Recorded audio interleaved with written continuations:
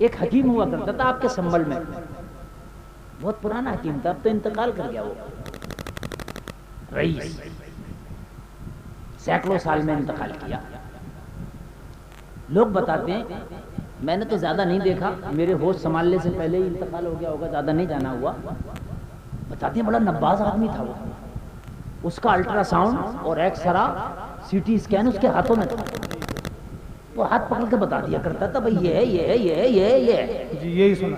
ٹھیک ہے، اچھا ماشاء اللہ، ہم لوگ معذرت فرما رہے ہیں، بہت حکیم ہوا کرتے تھے ہمارے علاقے میں بھی تھا ایک حکیم، فصیح نام کا، فصیح بڑا اچھا حکیم تھا، زبردست حکیم تھا یار، وہ بھی اس کے سامنے آپ کی مشینیں فیل ہے۔ تو حکیم رئیس کے پاس بتاتے ہیں کہ ایک عورت آئی، میرے سر میں درد ہے، اس کا شوہر بولا حضرت اس کے درد نے میرے سر میں درد کر دیا۔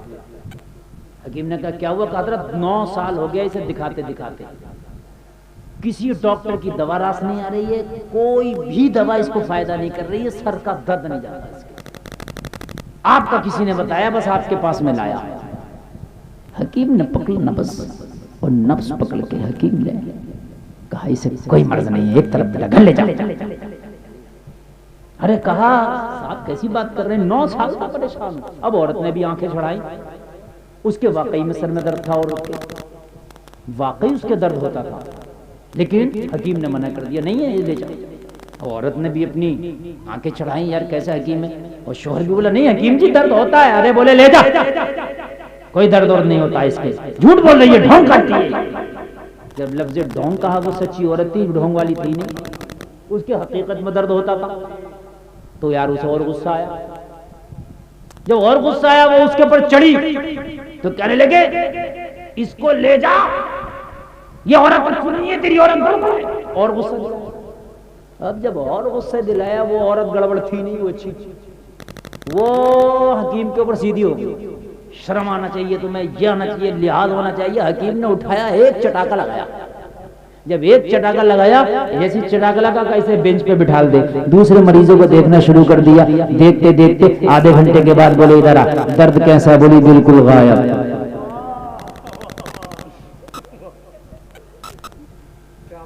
شوہر بولا حکیم جی کام ہو گیا، نسخہ مانگ دو، بولے نسخے کی ضرورت نہیں، علاج بھی ہو گیا۔ کہا دوا؟ بولے ہو گئی۔ بولے کوئی پڑیا تو کھائے نہیں، بولے یہ جو چانٹ مارا تھا یہی تو پڑیا تھی۔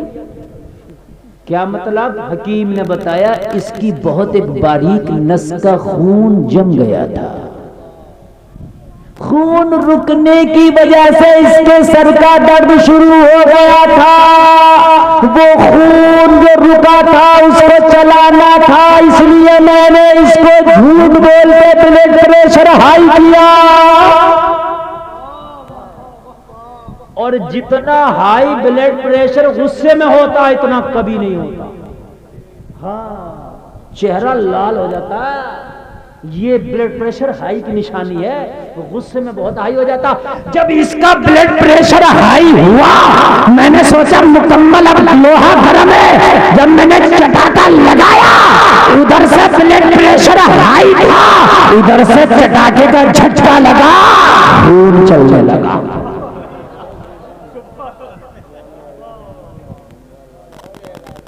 بس جاؤ، یہ حکمت حقیقت بات ہے۔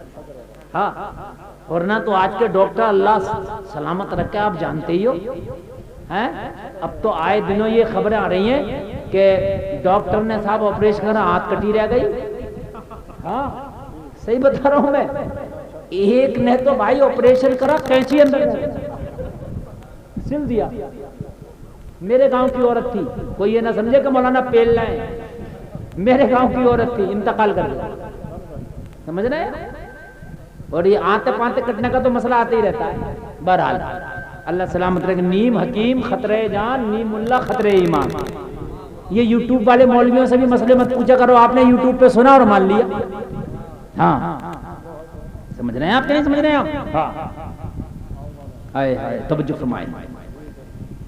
سجدہ کرو گے، دماغ نیچا ہوگا، دل اونچا ہوگا، بلڈ کا سرکولیشن جب چلے گا، تیرا دماغ ٹھنڈا ہوگا، یادداشت مضبوط ہوگی، اور تیری زندگی بہت سکون سے گزرے گی۔ حاصل کلام یہ ہے کہ نماز دنیا کے اعتبار سے بھی فائدہ، آخرت کے اعتبار سے بھی فائدہ۔ ذرا بولو یار سبحان اللہ۔ لیکن ایک بات اور یہاں پر میں بتاؤں گا، کوٹ کر کے جاؤں گا مسلمانوں، یہاں پر زیادہ تر عوام الناس ہے، ایک بات کان کھول کر کے میری مائیں بھی سن لے، میری بہنیں بھی سن لے، میرے بھائی بھی سن لے، میرے بزرگ بھی سن لیں۔ نماز آپ پڑھو گے، نماز پڑھنے کا طریقہ میرے مصطفیٰ نے بتایا ہے، ہر نماز کے طریقے میں فائدہ ہے، ثواب ہے، لیکن سنیں نماز صحیح سے یاد ہونا بھی ضروری ہے۔ اگر نماز تجھے صحیح سے یاد نہیں ہے تو کان کھول کر کے سن لے، پڑھے گا ضرور لیکن قبول نہیں ہوگی۔ آج نمازیں یاد نہیں اور ایسے ہی کام چل رہا ہے۔ میرے بھائی یہ کوئی موٹر سائیکل نہیں ہے، چلانا نہیں بھی آتی تو جب بھی الٹی سیدھی چلا دے کوئی بات نہیں ہے، یہ نماز ہے، نماز اس کو سیکھو، ضروری ہے۔ علم دین کا اتنا حاصل کرنا تمہارے اوپر فرض ہے جتنے میں تمہاری زندگی کی ضروریات پوری ہو سکے۔ یہ مدرسے خالی ان بچوں کے لیے نہیں ہے، یہ مولانا، یہ حافظ، یہ قاری خالی انہی بچوں کو پڑھانے کے لیے نہیں ہے، بلکہ تمہیں اگر نماز یاد نہیں ہے، اگر تمہیں بہترین طریقے سے اپنے ضروریات کے مسائل یاد نہیں ہے تو یہ تمہارے لیے المیہ ہے۔ مرنے کے بعد لوگوں تم سے تمہاری قبروں میں سوال ہونا ہے، میدان محشر میں تم سے پوچھا جائے گا یہ بتا تم نے نماز کیسے پڑھی تھی، تو تم یہ کہہ کے نہیں چھوٹ سکتے یا اللہ ہم تو جاہل تھے، جیسی آتی تھی ایسی پڑھی تھی، نہیں، یہ تمہاری ذمہ داری ہے۔ آج میں تمہیں بہتر طریقہ بتا کر کے جا رہا ہوں، لوگوں ذرا غور کرو، اگر تمہیں نمازیں یاد نہیں ہے، اگر تمہیں دین کے مسائل یاد نہیں ہے تو لوگوں سنو، 15-20 نوجوان لڑکے بوڑھے سب اکٹھے ہو ہر محلے میں، اور اکٹھے ہونے کے بعد میں ایک چھوٹی سی تنظیم بنا لو، ایک چھوٹا سا گھٹ بنا لو، اور گھٹ بنانے کے بعد میں کہو سب 300 روپے جمع کریں گے۔ لوگوں اگر سارے لوگ 300 روپے جمع کر لیں، اگر 20 لوگوں نے 300 روپیہ جمع کر لیا، حساب لگاؤ 6000، ارے ہو گیا کہ نہیں ہو گیا؟ 300 زیادہ نہیں ہے، 300 کوئی زیادہ ہے؟ دودھ کا حساب اگر لگاؤ تو ایک مہینے میں 2000 جاتا، اگر 1 کلو دودھ لے رہے ہیں آپ، ہاں کتنا جاتا دودھ کا حساب؟ 2000۔ 1 کلو لے رہے ہیں روز کا تو زیادہ لے رہے ہیں تو زیادہ جاتا۔ تو جب 2000 مہینے میں دودھ پہ خرچ کر سکتے ہو میرے بھائیو، 999 کا جیو کا ریچارج کرا سکتے ہو، تو 300 روپیہ نکالو اور نکال کے کہو ہمیں مدرسے جانے کا ٹائم نہیں ہے، ہم بزنس کرتے ہیں، دھندا کرتے ہیں، دکان چلاتے ہیں، کھیتی کرتے ہیں۔ مدرسہ میں جاؤ اور قاری سلمان صاحب سے بات کرو، ہمیں ایک قاری دو، ایک مولانا دو جو ہمیں 1 گھنٹہ پڑھایا کرے گا، ہم اپنی بیٹھک پہ بلائیں گے، اپنے ہال میں بلائیں گے، اور ہمیں 20 لڑکوں کو 20 لوگوں کو وہ نماز سکھایا کرے گا، 6000 روپے کا وظیفہ مہینے میں ہم دیا کرے گا۔